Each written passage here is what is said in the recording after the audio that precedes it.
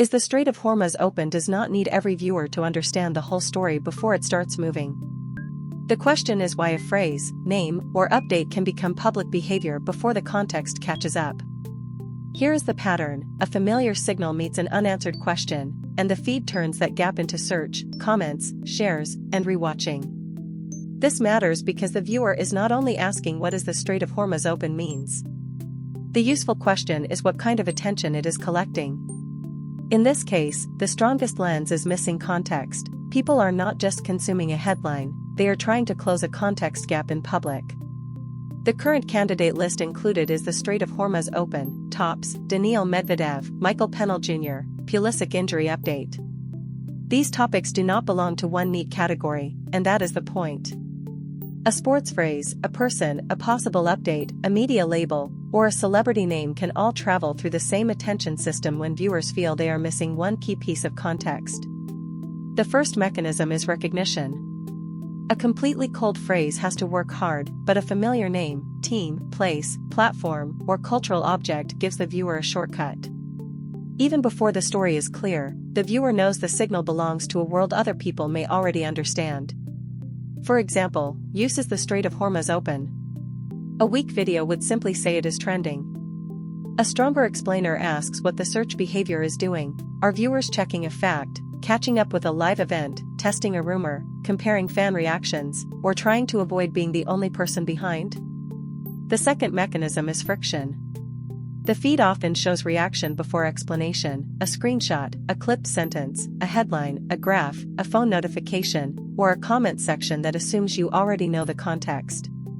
That friction pushes people out of passive watching and into active searching. Now compare that with tops. The surface topic may be different, but the behavior can be the same. Viewers see a signal, feel a small information debt, and use search suggestions, autocomplete, comments, and headlines to pay it off. The third mechanism is social proof. Once enough people are publicly confused, the confusion itself becomes safer to join. A viewer does not have to be deeply interested yet, they only have to suspect that everyone else has already seen something important. Then look at Daniil Medvedev. This is where the story becomes more than a keyword. If the topic is tied to a live result, an injury update, a legal fight, a rebrand, or a familiar person, the search is not only curiosity. It becomes a way for viewers to decide what attitude they are supposed to have. The midpoint turn is this: the search is not only a reaction to the story, it becomes part of the story. That is why the channel should not treat trend coverage as a list of names. The value is in showing the mechanism behind the names, because that is the part viewers can reuse when the next topic appears. There is also a trust boundary. What we know is that the topic is visibly moving through search and feed behavior. What reliable sources have confirmed may be narrower than the reaction suggests. What we are interpreting is the audience pattern, so the script should not pretend every fast-moving claim is already verified evidence. The stakes are practical. Bad trend coverage wastes the viewer's time by repeating a headline without explaining the behavior. A good 6-minute explainer should make the viewer feel that each minute added context, not that the video stretched a headline. That means every section needs a job, hook, thesis, mechanism, example, trust boundary, and payoff. A useful way to judge is the Strait of Hormuz open is to ask 3 questions. First, what did viewers see on the screen? A headline, a clip, a search suggestion, or a comment thread? Second, what did that screen leave unresolved? Third, what did the audience do next? Search, argue, share, refresh, or wait for a clearer source? Those actions are the evidence trail. That also gives the viewer a practical takeaway.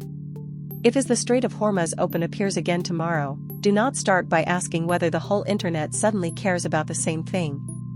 Ask what job the trend is performing. It might be helping people catch up, signal membership, pick a side, verify a rumor, or decide whether a product, person, or event is worth attention. This is where low-quality trend videos usually lose people. They repeat the topic, add vague excitement, and never answer why the attention moved. A stronger video names the engine: curiosity, scarcity, nostalgia, identity, conflict, platform recommendation, fear of missing out, or the simple discomfort of not knowing. Finally, the visual story should match the explanation. Use a search trend chart when the point is demand. Use a phone screen or search suggestions when the point is behavior. Use headlines and comment screenshots when the point is social proof. Use a creator analytics dashboard when the point is platform incentives. The takeaway is simple. The real lesson is that search demand reveals what the feed failed to explain. The feed may make trends feel random, but the pattern is usually visible once you ask what viewers were trying to solve. The winning channel is not the one that repeats the trend first, it is the one that turns confusion into understanding. If you want fast explanations of internet trends, subscribe and I will see you in the next video.